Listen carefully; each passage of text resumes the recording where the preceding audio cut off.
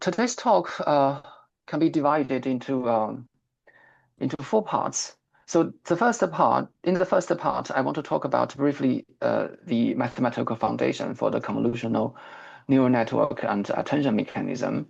Then I will talk about this paper mainly because this is the one that I've been reading. Then the third part will be so after reading this paper, I was thinking, so can we somehow modify the proposed model in this paper a little bit by using attention mechanism? So this one will be the third. Then I will show some Python implementation in the fourth part. Right. Okay. Let's start. So disclaimer first, because it is I believe it is a routine thing for this kind of topic. So let me read it quickly. The entire information presented in seminar on the applications of various techniques for forecasting time series data is intended solely and exclusively for academic, educational, and research purposes. All of the approaches, methodologies, and analyses discussed in this seminar are theoretical and exploratory in nature, and their efficacy in real-world scenarios has not been validated for practical investment or financial utilization. Nothing in this seminar should be construed as financial investment, legal, or professional advices. All of the contents in the seminar do not promote, recommend, or suggest a purchase, sale, or holding of any financial instrument or financial assets. The presenter and the organizers, along with any associated institutions or collaborators, do not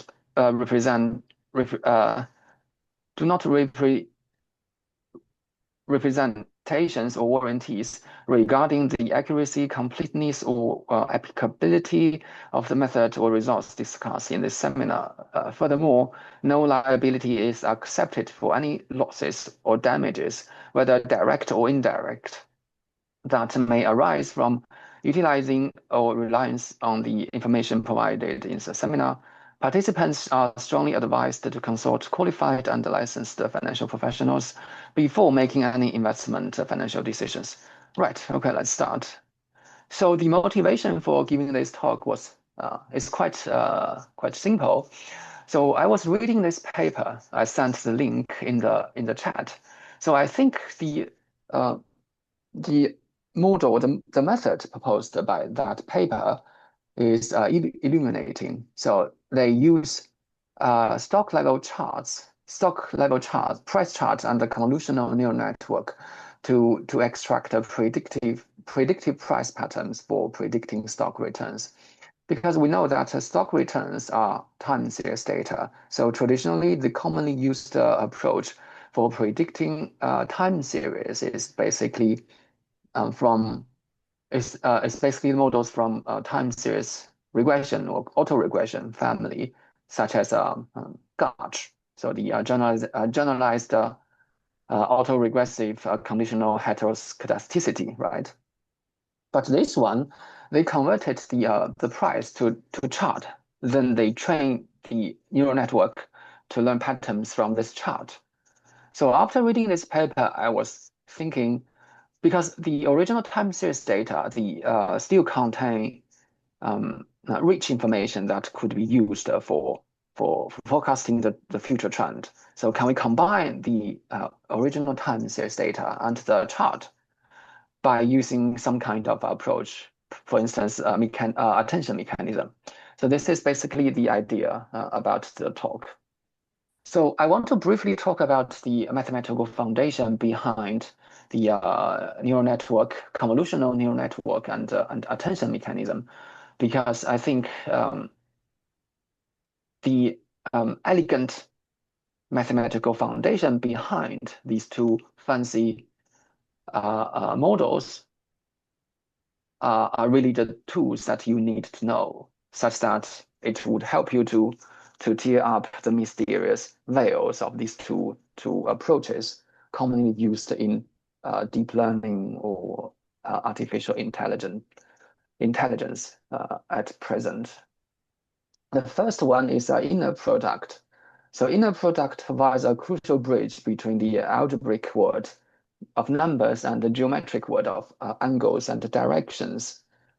So suppose we have two vectors u and v, right, given by equation 2.1, then the inner product of these two vectors is defined as the summation of the products of their corresponding components, which is given by equation 2.2. So this is very straightforward. I believe you will know this equation.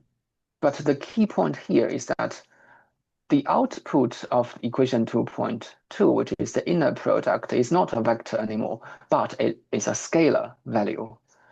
So let us look at a example. So suppose you have these two vectors, and simply you use this equation, you can calculate the inner product of these two vectors easily. So which is 10, right? You just calculate the product to the corresponding component from these two vectors, then you sum them up. So geometrically, the inner product is defined in terms of the magnitude of two vectors and the angles between them, which is given by 2.4. You can see here the difference arises, which is the theta between these two vectors. And this notation is just the L2 norm of the vector. Right. So let us consider the difference between two vectors. So by utilizing this definition of the L2 norm, we can calculate the squared L2 norm of the difference of the two vectors. And then further, we can use the law of cosine and rewrite equation 2.5 in this way. Therefore, by equating these two equations, we can see that the algebraic and the geometric definition for the inner product are equivalent, which is given by 2.7. And if you rearrange the terms of this equation, you can see that the angle between these two vectors can be calculated precisely using the inner product and the L2 norm of these two vectors. So equation 2.7 is really important because we can use it to measure the alignment or similarity with respect to two vectors. So this formula for the cosine of the angle between them is fundamental. It tells us how similar two vectors are in terms of their direction, regardless their magnitude. So if theta is equal to cosine theta is 1, then the two vector point in the exact same direction, which tells us that they have maximum similarity. So if cosine theta is 0, then these two vectors are perpendicular, which tells us that they do not have any similarity. So if cosine theta is -1, then the two vectors point in opposite directions, which tells us that they have maximum dissimilarity. The equation 2.7 is yet trivial to implement, right? So we use the same example. So you can see by calculating the inner product and the product of these two L2 norms, we can get the cosine theta is about 0.89. Then we take the inverse. We can see that the angle between these two vectors is about 26 degrees. So the value is positive and very close to 1. Therefore, you can see these two vectors are closely aligned. So you will see later that both the convolution used in the convolutional neural network and the attention mechanism can be somehow converted into the inner product of two vectors. So that is why that is one reason the convolutional neural network can detect patterns from the input figure. Right. So convolution. So convolution is a mathematical operation that combines two different functions to produce the third. You could think of it as a sophisticated way of blending one function with another. At its core, convolution is a sliding window operation that calculates a weighted average of the value of the first function, where the weights are defined by the second function. Suppose we have an input function f and a kernel function g. The convolution is defined by 2.8. So we can observe that the convolution for each t, so you have to notice that t is given. So for each t, the convolution formula can be described as the area under the first equation. First function weighted by the second function shifted by the amount t, because integration is just the integration in one-dimensional space is just the area under the curve, right? So you can see it is you have the first curve, so you calculate the area under the first function, the curve, but you add a weight. So if t is a positive value, then this one is this one means that the kernel is slide along the tau axis towards the positive infinity by the amount of t. So if t is negative, then it's towards to the negative infinity by the amount of the absolute value of t. So this is the one-dimensional convolution. And for signal processing, we usually do not use the continuous version, but a discrete version, which is given by 2.9. So here, m is the input index. So you can see here in the continuous version, it is the variable of the function, right? But here, m and n are not variable, but the index of the value calculated by these two functions, because here it is a discrete domain. It is in the discrete domain. Therefore, the two functions are sequence. So m tells you that the index of the sequence. So more specifically, m is the summation index. So it is an integer dummy variable that iterates from -infinity to positive infinity, compute the summation for a single fixed value of n. You can see it is the same as the continuous version. So t here is fixed, and same thing here, n is fixed. So for each term in this summation, m is used to index into the input sequence f, and to compute the corresponding index for kernel k. We can calculate the range for m using these two formulas, and n is the integer variable representing the output index. So this equation is a definition for the nth term. So you can see here the nth term of the output sequence. So here, this one, after calculating the convolution for these two sequences, you still get a sequence. Therefore, n is the index for the output sequence.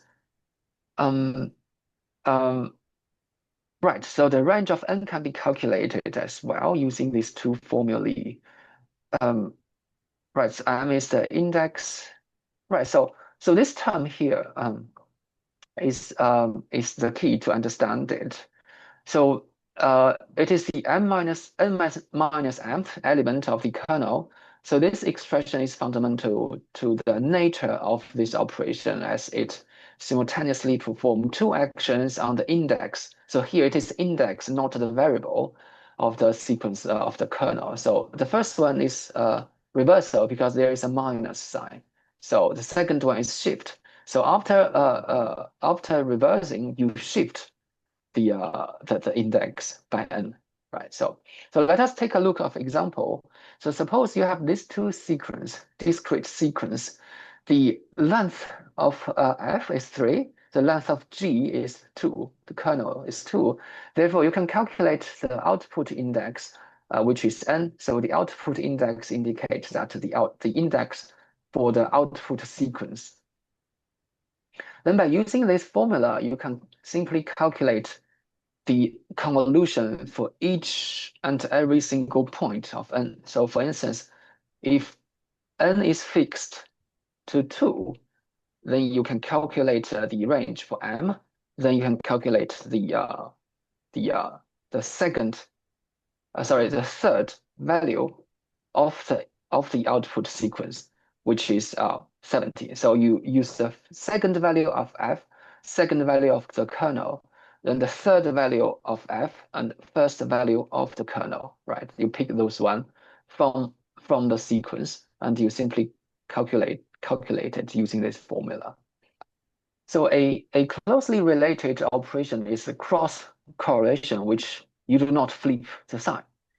So you will see that this one is actually the so-called convolution operation behind convolutional neural network. So behind the convolutional neural network, the formula is actually not the true convolution, but the cross correlation. So because we are going to talk about using the convolution to scan images, therefore we need a two-dimensional version for the convolution, because image basically it is a two-dimensional matrix. So equation 2.13 is the definition equation for the two-dimensional convolution. So these things here are the same for the discrete version. These are not function variables, but the index of the output sequence. Right. So the convolution operation in image processing is utilized to measure the similarity between a small image, which is called kernel, and various sections of a large image, which is called the source image. So it works by sliding the kernel across the source image, and at each position calculating the score that indicates how well the kernel matches with the specific section of the image. So you can see, so this is your source image, this larger one, and you have a smaller one, which is kernel. So you put the kernel on top of the source image, and you scan it along two directions. One is the column, the other one is row. That is why you need a two-dimensional a convolutional operation, right? So you scan it. So first, for instance, you can see from this picture, right? So you put, because this is a 2x2 and this is a 3x4. So you put this small kernel here. It covers a small section or patch of the source image. Then you calculate the convolution or cross correlation.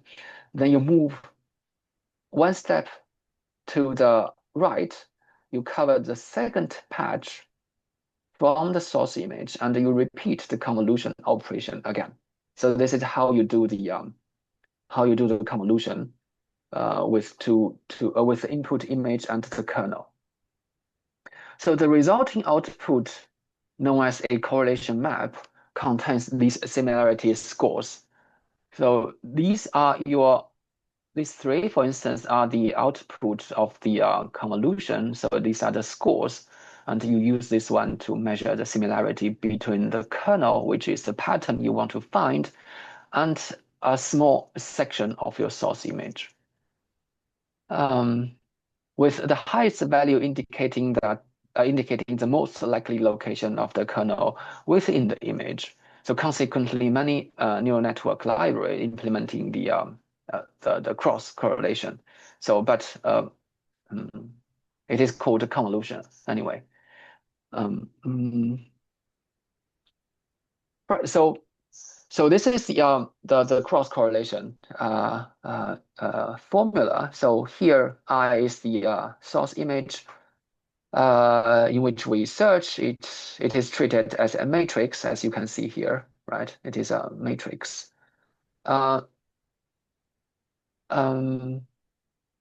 And K here is the kernel, so which we try to locate within the source image, and it is also a matrix. So K acts as a search pattern or feature. It defines a specific visual feature whose location we want to find in the source image. And U of V here are the integers for the output correlation map, where U is the row index, V is the column index, and the pair UV defines the top left corner. So you started from here. So this one is U is equal to 0, V is equal to 0, right? Right. You can also calculate the range for these two indices, and XY are the dummy indices as the one-dimensional case for the summation that iterate over the kernel K. So they iterate over every pixel of the kernel to perform a element-wise multiplication with the corresponding pixels in the overlaying image patch of the source image, and the range for the x and y can be calculated as well. Right, let us look at the example so you can have some intuition behind this operation. So suppose your source image is this one and your kernel is this one. So you can see you want to find a pattern, a cross pattern, right, from the source image. Right, so by using these formulas, we first calculate the range of these two indices, right? Then we perform the convolution operation. So at this given point, which is here, which is here, right? U0, V0. So you calculate this first patch from the source image, the convolution with the kernel, which is given by this one. So you just do it one index by one index. So for instance, I 0 is here, right? And K20 is here, right? Then you just pick these values and calculate the multiplication, then you sum, so you have this one. So basically it tells you that the similarity between the first small patch from the source image and your kernel is 1. Oh, sorry, 2, right? So let us look at another example. For instance, you put your UV here. So U is 1, V is 1, right? You are calculating the similarity of this small patch from the source image with your kernel, which is this one, right? You repeat what you did for the 0 case. You pick the value for the from the source image and the kernel. You calculate the multiplication and you sum them up, which gives you 5. So basically, it tells you that okay, you find a patch from the source image that has a larger similarity than the first patch, and you can see it is basically a perfect match, right? And you repeat these two examples one by one from U0 to U3 and from V0 to V3, right? Then eventually you can get this correlation map for all the small patches from the source image. So you can see that this one has the maximum possible score because every one in the kernel aligned perfectly with a 1 in the image patch. So this is a perfect match. The resulting correlation map would show a bright peak at the coordinate here, telling us exactly where the shape we look for is located. Right, so this is how the convolution is used behind the convolutional neural network. And further, you can see here, this here, this kind of convolution is nothing but a vector inner product. So if you first vectorize your patch and you vectorize your kernel, you have these two vectors, and you calculate the inner product as we see at the very beginning, and you have 5, which is the element of the output, the element at this location of your output matrix. So you can see eventually the convolution behind the convolutional neural network is converted into a inner product calculation, which is the tool to measure similarity between two vectors. Because when the vector is given the L2 norm of these two vectors, we know. Therefore, if we have a large value of the inner product, large positive value of the inner product, we can know that the angle between these two vectors is very small, which means these two vectors are closely aligned. Right. So this is the very fundamental mysterious thing behind the convolution, which is the inner product and the convolutional neural network. So let us take a look of the convolutional neural network. So here, this is the schematic diagram for the architecture of convolutional neural network. So basically, you can see this convolutional neural network can be divided into two parts. The first part is the feature extraction. The second one is a classification. So the core really is in the first part. So there are two different important layers inside the convolution, the feature extraction. So the first one is a convolution. The second one is pooling. So by convolution and the pooling, you can find features from image.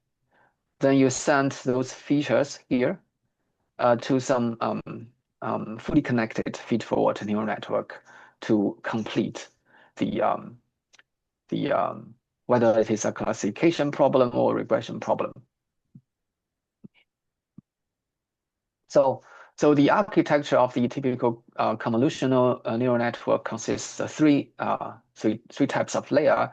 Convolutional layer, right? So these are the core building blocks for the convolutional neural networks. They apply convolution operations to the input data using small matrices, the kernel. Each kernel convolves over the input to produce a feature map, which highlights specific patterns such as edges, textures, or more complex structures in deep layers. And pooling layer reduce the spatial dimensions of the feature map, making the representation smaller and more manageable. Pooling introduces some translation invariance, meaning the network can recognize patterns regardless of the exact position. Common types including max pooling and average pooling. So this pooling feature can be also translated as a robustness of the convolutional neural network, because it can somehow find the pattern even the input signal has noises.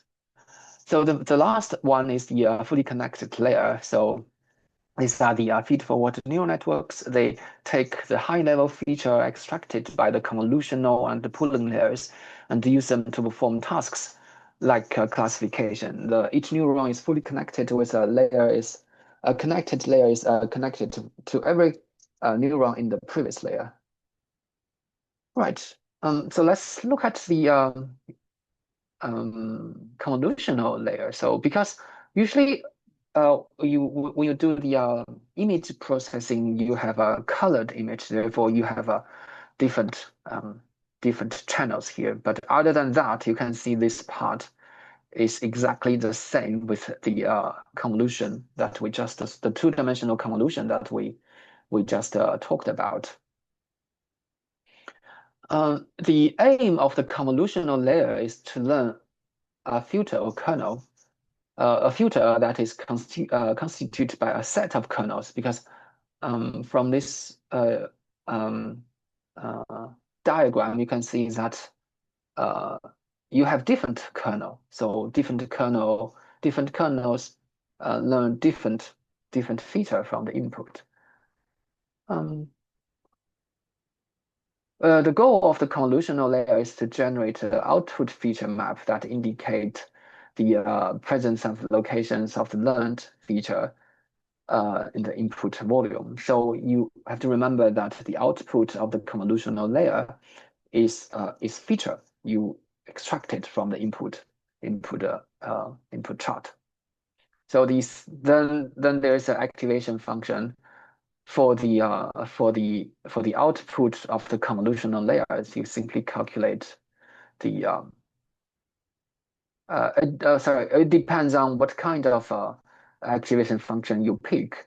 So here, suppose you use the ReLU function, you just pick which one is larger, whether the 0 or the 1 from the convolutional calculation, right? But I believe you all know that there are issues with the ReLU function. Therefore, through the introduced introduced by the back propagation. So you can change it, for instance, use a leaky ReLU, right? Provide a small number in front of the negative value. Then the convolutional layer, in the convolutional layer, the one that you want to learn, or that is learnable, is the kernel, right? So by training your convolutional neural network, you learn the kernel. And there is a bias. So the bias is also learned, but you do not need this one for simplicity, right? Right. So recall the example that we gave, right? So we calculate the correlation map here. Oh, 1 second. This one, right? So this one, you remember we calculate the convolution for every single small patch from the source image using the kernel. Then we have this correlation map. So you send this correlation map, the output from the convolution, to the activation function. So you get the output from the activation function. So after the convolutional layer, you have a pooling layer, which provides a powerful yet simple method for downsampling and creating representational invariance. So there are commonly used pooling tools formulas are the max pooling and average pooling. So which means you simply pick a max. So for instance, you have this small part, then you simply pick the largest value from this small part. So if you want to use the average pooling, so you simply calculate the average of this small part. Depends on how you define the pooling window here. So the pooling is to reduce the spatial size of the input feature map independently. The aim of the pooling layer is to create a more compact and a robust summary of the feature detected by the convolutional layer.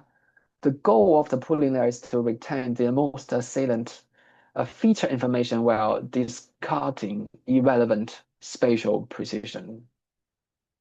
So let's still use this example. So you have the value from the activation function, which is this one, and you define the pooling window is P. Therefore, you first put your pooling here, right? You calculate the largest value from this one, then you move one step to the right, and you find another maximum value.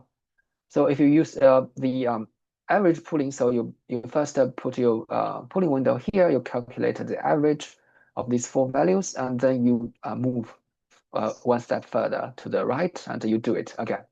Therefore, for these 2 examples, we can see the output of the pooling layer would be 5 if you use max pooling. If you would be 2.75 if you use average pooling, right? So these calculations are very trivial and straightforward. Right. So let's see this example. This is a good example to understand the convolution calculation and the max pooling. So this figure illustrates with a 6x6 image with only one channel, which is a black and white image, with a 4x4 upper left corner white and black as well. There are 2 3x3 filters or kernels here and here, right, that detect a different kind of edges. So you can see here the first kernel detects the vertical edge. The second kernel detects the horizontal edge. The convolution operation first calculates the element-wise product between the 3x3 yellow tensor here. You can see there is a yellow square, right? So you calculate this small patch from your source image with 2 different kernels. Then sum up the product and output scalar to the corresponding output location. For instance, this one is put it here, and this one is put it here for the second output channel. right? As we can see from output channel 1, the right part of the output is activated by large values here, right? While the left part remains inactivated with all zeros, including that there is a vertical line on the right of the input image. So finally, a 2x2 max pooling is applied to output and shrink the shape by half from 4x4 to 2x2. So here, the pooling window is 2x2, then the step is 2. So you calculate the max pooling here, then you move 2 steps forward to the right. You calculate the max pooling here. So this is your second value. Right. So the final output channel 1, you can see, has value 765 at the upper right corner and the value 510 at the bottom right corner, extracting the information that are the vertical edges on the right, and the vertical edge is sharper at the top than the bottom. So filter 2 applied the same fashion, extracting the information from these horizontal edges at the bottom of the image, and the bottom left has a sharper change than the bottom right, because you can see this value is larger. This is the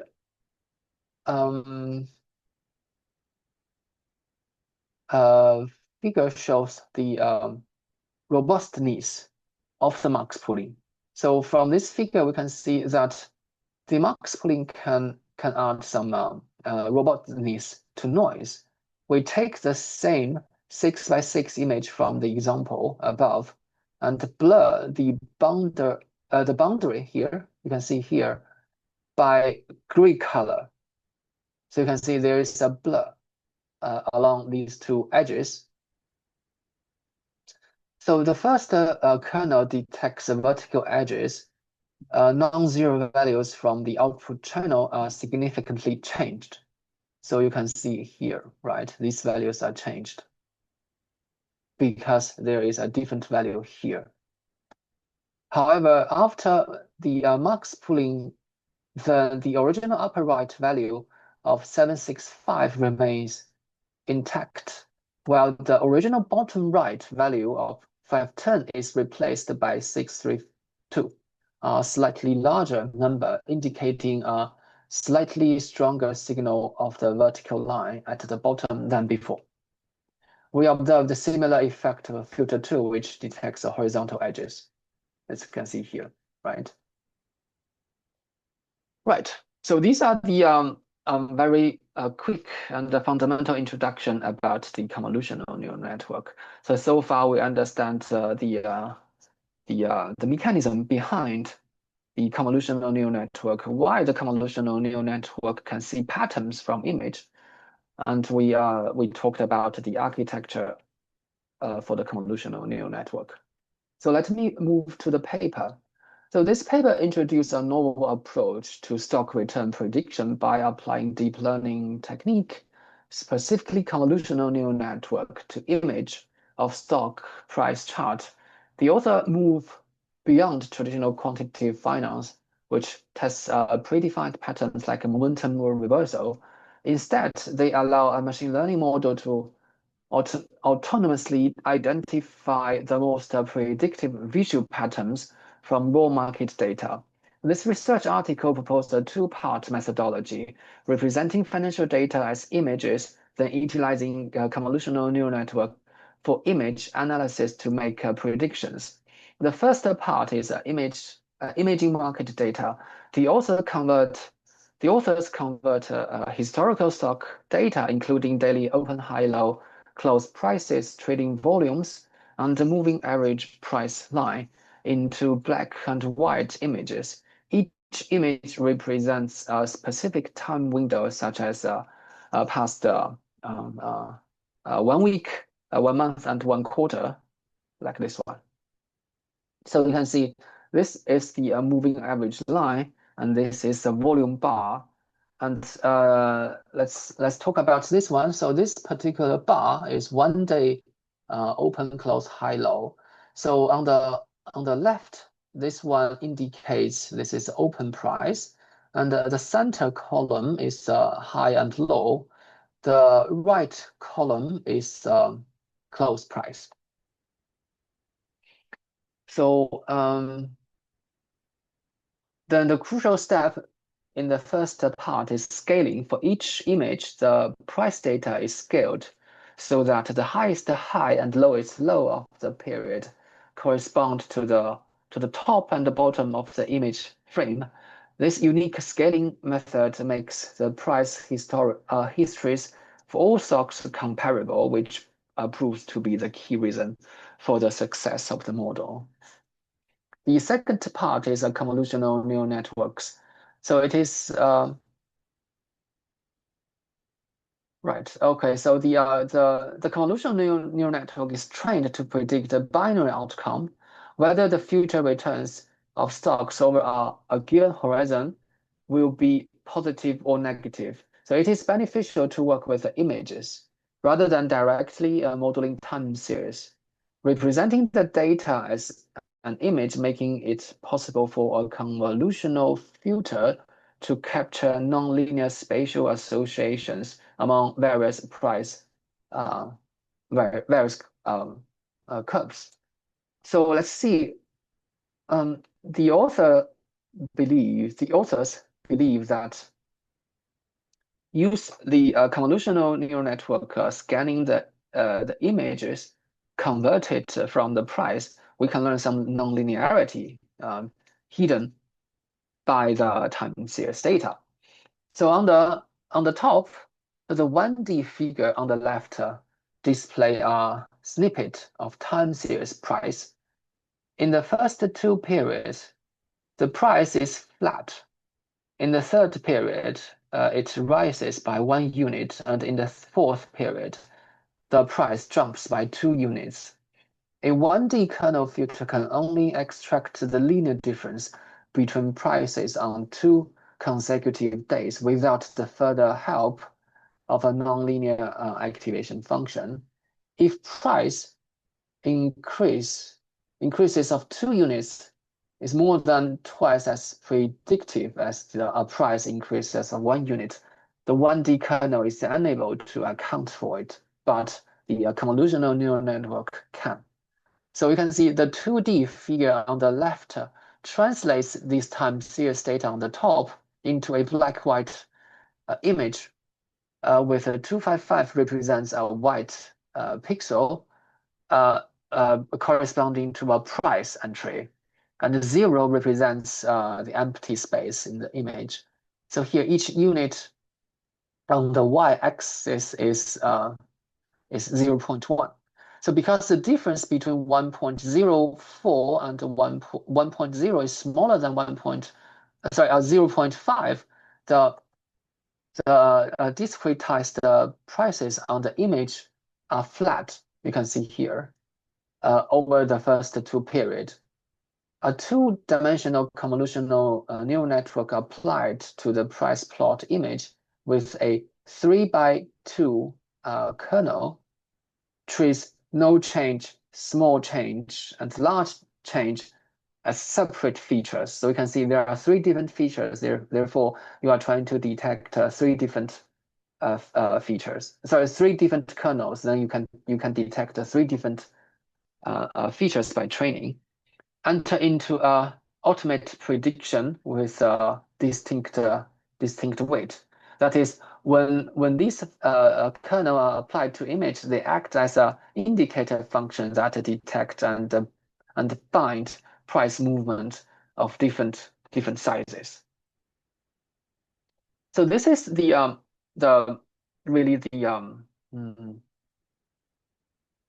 core idea of the paper. So after implementing the model this author proposed in the paper, I was thinking, so can we somehow combine the original time series data into this model as well, because time series data contains rich information that we want to extract. So basically, you can think we want to create a hybrid neural network architecture. There are two branches. The first branch deals with the time series data, and the second branch, which obviously is the convolutional neural network, to deal with the converted image. Then we combine the output of these two branches by using attention mechanism. So this is the basic motivation for this topic now. For the third part, so hybrid architecture utilizing attention mechanisms. So suppose you have a output from LSTM and a output from CNN, right? We consider a asymmetrical cross-attention mechanism between the output of a parallel LSTM and CNN branches. So there are two different scenarios of the asymmetrical cross-attention. So the first one is the output of LSTM is said to be the query, and the output of the CNN is said to be the value and the key.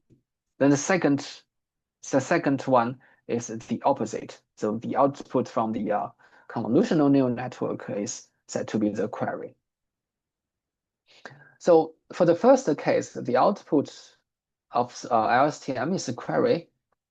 The question that you want to ask is that given the overall long-term temporal context, which is output of the, or you can think it is a feature extracted from the time series data, which aspect of the local pattern from the picture are most relevant for the final prediction?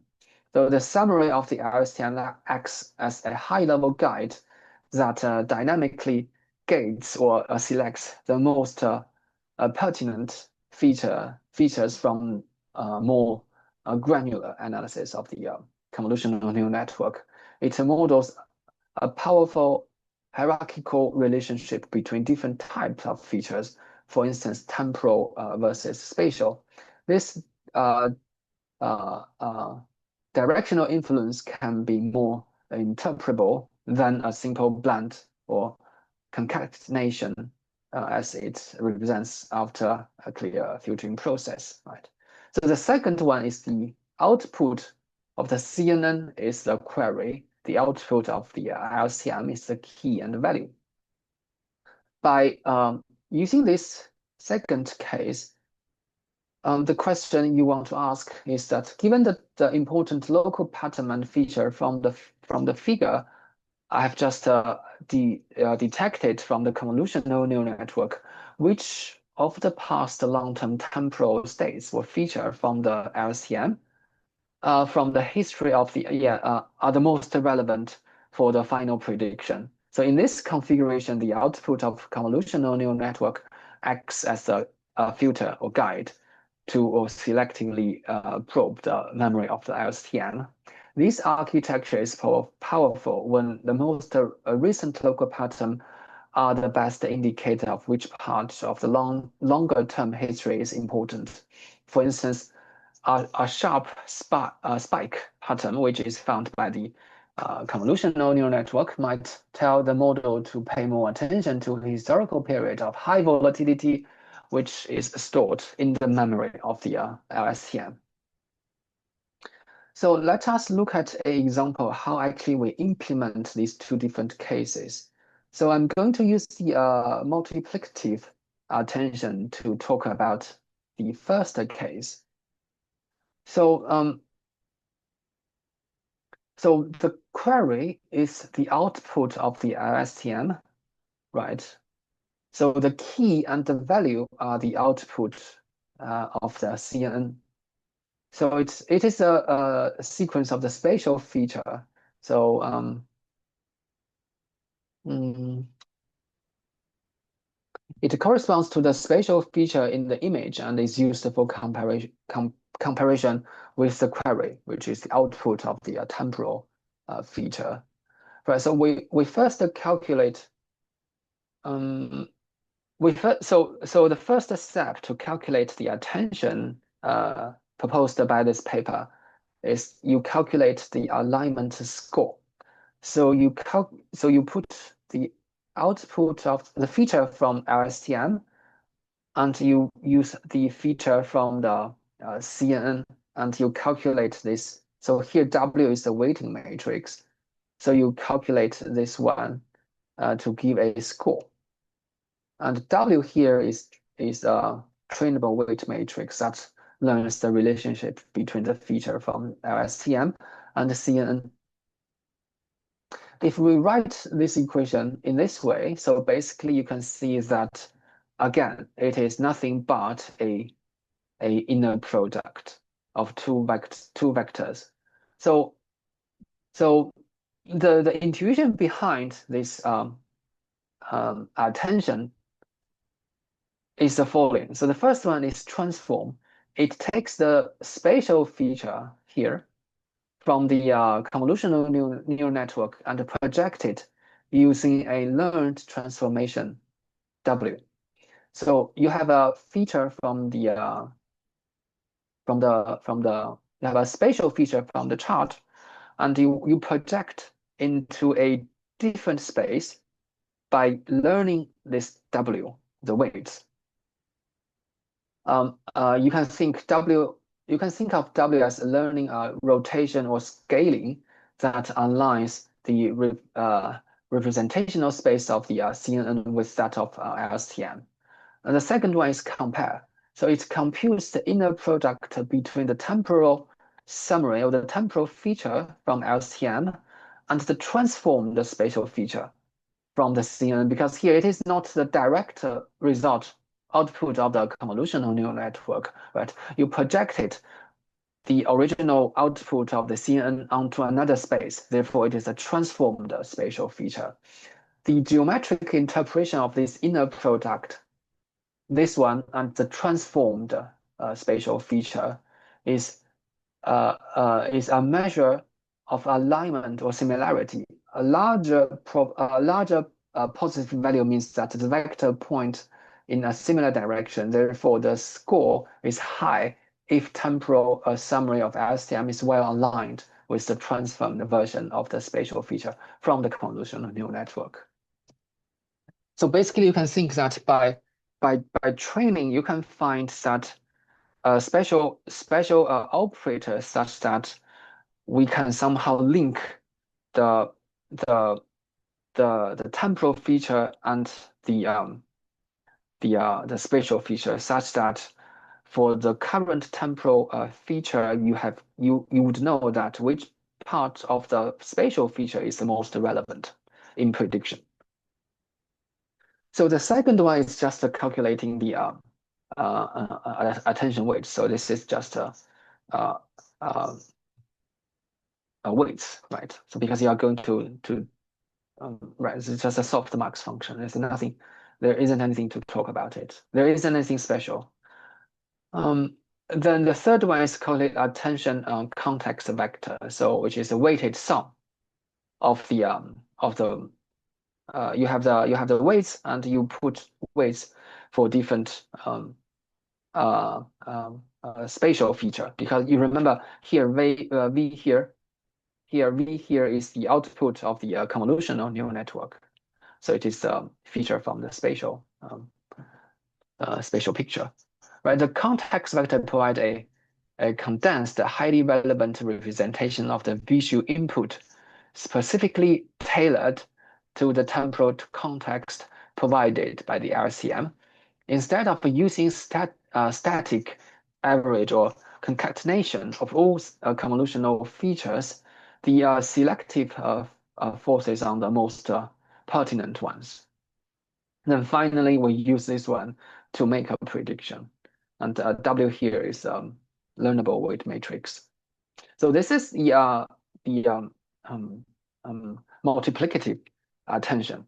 So as you can see, the core idea of the multiplicative attention is still inner product you calculate the inner product between two different features. One is from the temporal space. The other one is a spatial space, right? So again, you can see here, there isn't nothing very complicated. It's just the inner product. Right. So, okay, I'm going to use the second case. So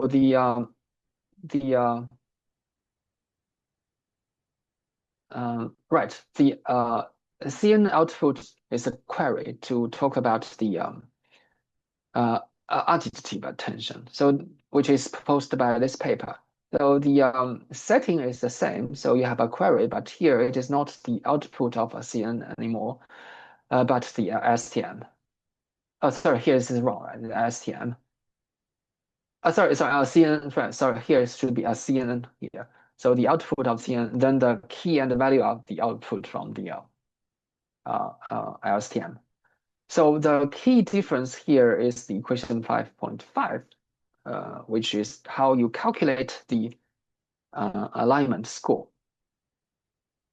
So as you can see before, it is nothing but a product. But here, you can see it is a sum. So that is why it is called additive.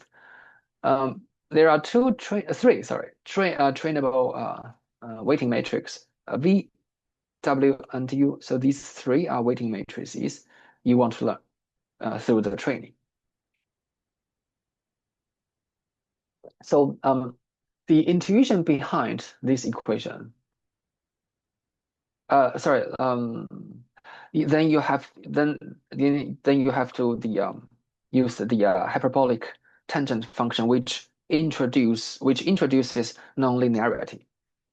So so the first one is two linear transformation. So these two linear transformations projects the query or the key onto the aligned space, and you have to remember the aligned space is shared by the query and the key. So the the shared alignment space is shared by the feature from the spatial feature and the temporal feature. So this is the intuition behind these two linear transformation. The goal of these two projections is by training it can learn maps that move the spatial feature close to the temporal feature it should pay attention to. Then the combination is just in the alignment space, the shared alignment space, the summation of the two linear transformation is calculated. The model learns to orient these vectors such that the summation points in the direction of the highest relevance. Then you have a squashing, so which is the hyperbolic tangent function. So it squashes the combined vector, forcing its tip to align within a hypercube. This provides us this helps to stabilize the learning process. It's because you can see the output of this hyperbolic tangent function is bounded, from both sides, right? And also the hyperbolic tangent function is a nonlinear function, so it introduces a nonlinearity and scoring. So the vector, the very first vector here, a learnable vector defines the specific direction in the alignment space.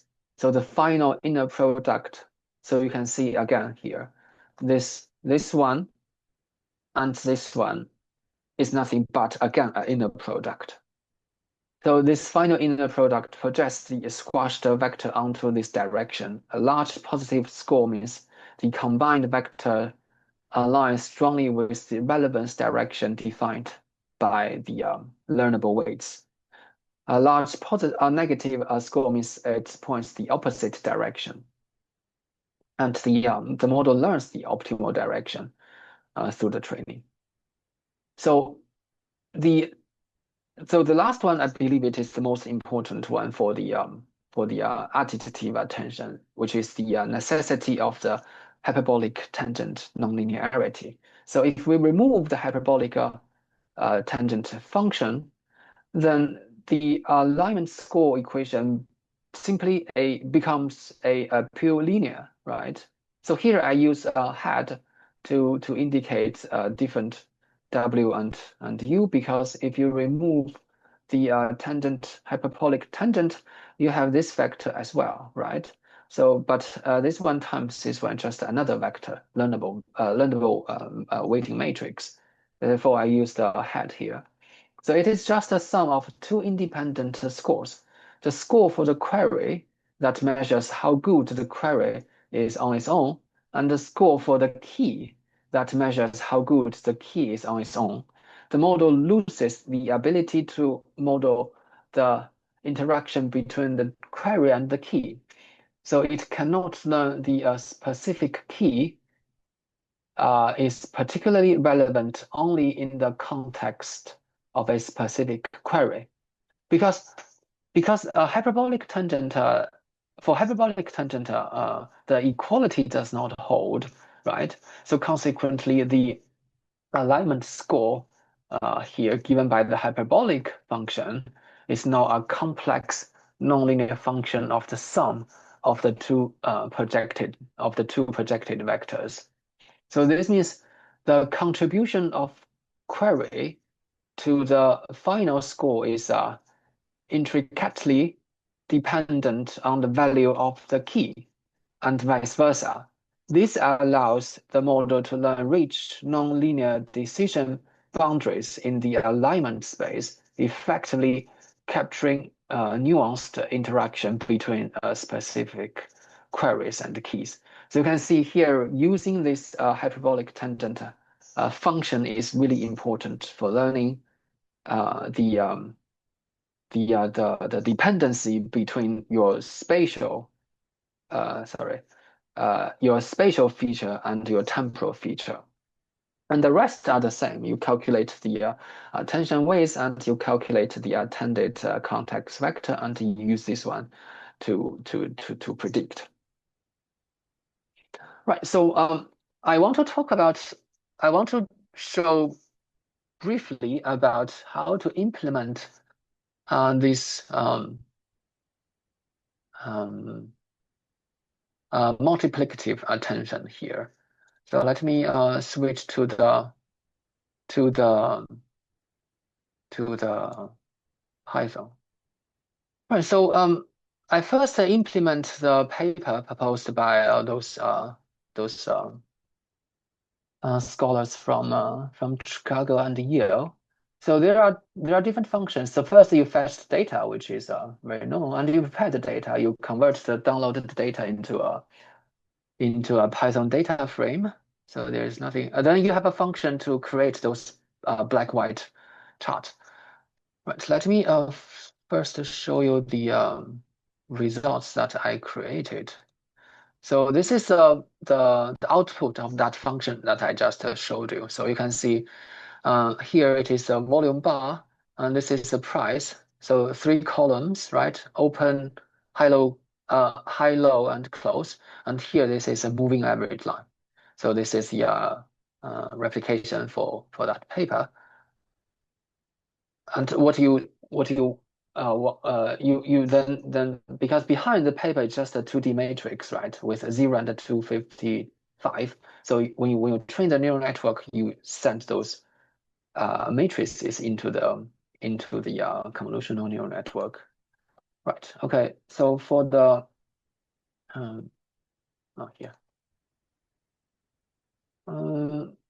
then you create the sliding window, because you want to use the sliding window to generate more pictures to train and more testing period. So you write sliding window function. It's nothing very special here. And then the attention. So you can see here. So this the Luong multiplicative attention. there is a built-in function. You can use it directly. But for the additive attention, I believe you don't have a built-in function in the at least in the TensorFlow, there isn't any built-in function you can use directly. Therefore, you have to write the additive attention by yourself. But here, I wrote it because I just want to try it by myself so that I can understand those equations deeper. Therefore, there's nothing very complicated. You have an input, right? So you have two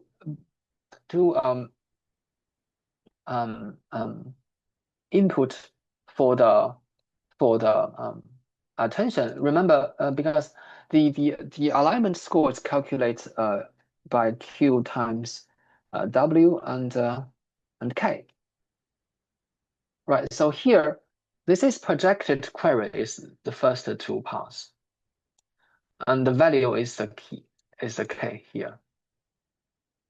Then you calculate the right. You calculate the product of this one and K. So this is a projected Q and K. Then you have the softmax, which you calculate those probabilities. Then you output the you calculate again the attention. Sorry, the context vector. So you put your attention. You use your attention. Then so that the output is actually the context vector you calculated using the Luong multiplicative equation. So it's not very complicated. Then you have a LSTM. So the input of LSTM is just the time series data.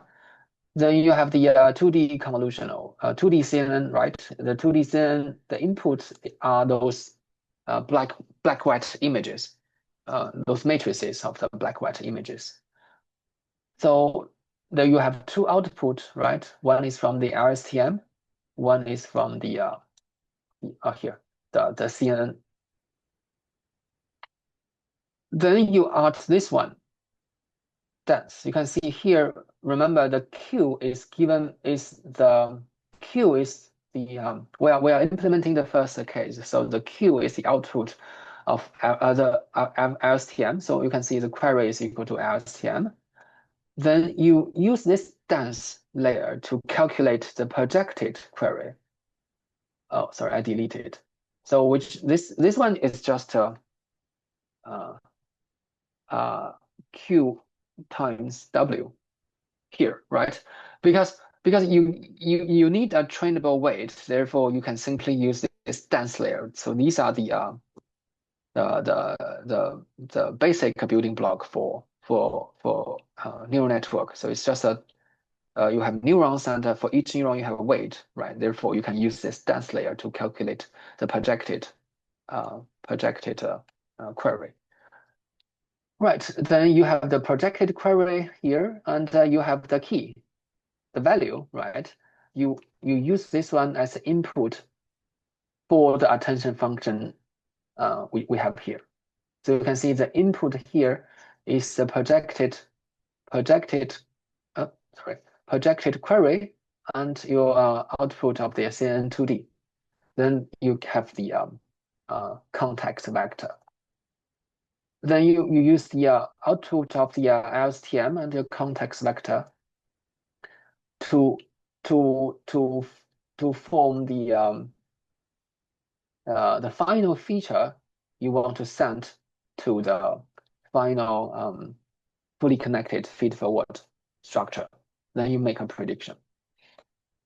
Right. This is the results. So you can see, but here I didn't replicate the paper precisely, because in their paper they predict the probability of the cumulative return for instance 60 days. So here is what I did is simply the return directly. It is not a fine-tuned model, of course, but you can still see by using those feature and the feature from the chart and from the temporal or the time series data, you can somehow capture the trend of the return time series. For the training, there isn't. Yeah, so I think that's it for how to implement the attention mechanism. So for the additive attention, you do need to write a function like this. But for the Luong multiplicative attention, you can simply call the built-in function, but you still need this one, if I remember it correctly. You still need this one because you need to tell what is the query, what is the key, what is the value for the attention. But the Luong, the built-in function, I don't think it has a built-in weighting matrix. Therefore, you need this one. So you need to calculate the projected query first, then you send it to the built-in function. Right, conclusion. Okay, so we talked about the fundamental cornerstones behind cornerstone inner product and the convolutional neural network convolution operation, which are the foundation for the convolutional neural network and attention mechanism. Then we discussed this research article, which utilized stock level price chart and convolutional neural network to extract predictive price patterns for predicting stock returns. And then we discussed how to add attention such that we can use both the chart and time series data to study the future trend of time series. Right, I sent the most important paper is this one here. I sent in the chat, so if you are interested, you can read it. And that's it. Thank you very much.